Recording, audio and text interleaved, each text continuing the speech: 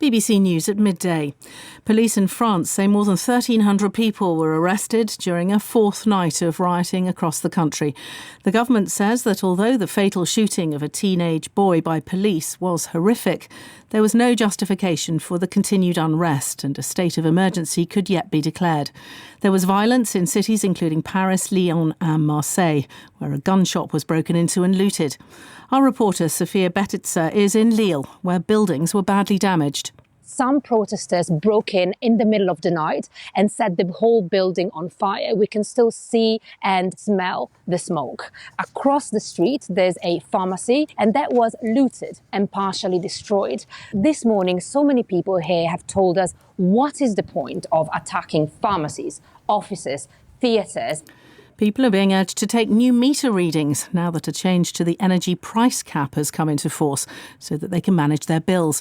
A household using a typical amount of gas and electricity in England, Wales and Scotland will now pay just over £2,000 a year, a cut of more than £400. Sam Richardson from Which says that prices are still high and consumers should try to use any money they save during the warmer summer months to prepare for the winter. Think about just small insulation jobs around the home, perhaps changing from using the oven to the microwave, perhaps installing radiator valves. You can control the heat in different bits of your house. Winter is going to be similarly difficult to last winter because whilst the price energy has come down a little bit, we're not getting the £400 from the government's energy bill support scheme. So your bills are going to be quite painful. The press regulator IPSO has explained its ruling that an article in The Sun by Jeremy Clarkson, in which he said he hated the Duchess of Sussex on a cellular level, was sexist and pejorative, but not racist. He said he dreamed of her being paraded naked through the streets, prompting a record 25,000 complaints.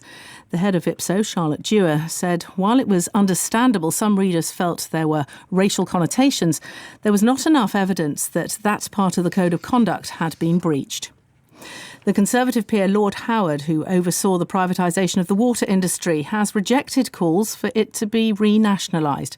Thames Water is struggling with big debts, while other firms have been looking for new investment. Lord Howard, who served in Margaret Thatcher's government, acknowledged that companies should perhaps have been prevented from taking on too much debt. But he said that however the industry was funded, there was no such thing as a free lunch. It's very easy to look at these things with the benefit of hindsight. When interest rates were very low, borrowing seemed a reasonable thing to do, and perhaps Ofwat should have paid more attention to that, but they're not the only people to have been caught off guard to some extent by the recent increase in interest rates. Australia has become the first country to allow the nationwide use of psychedelic drugs to treat some mental health conditions. Authorised psychiatrists will be allowed to prescribe psilocybin, a compound found in magic mushrooms for depression. MDMA will be legal to help treat post-traumatic stress disorder.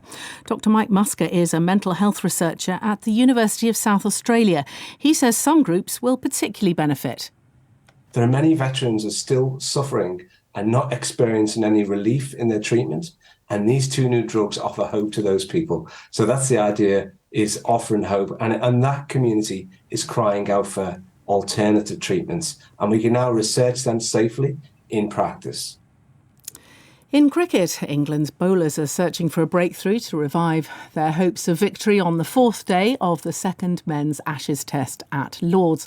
A short time ago, Australia were 175 for 2 in their second innings, leading England by 266 runs.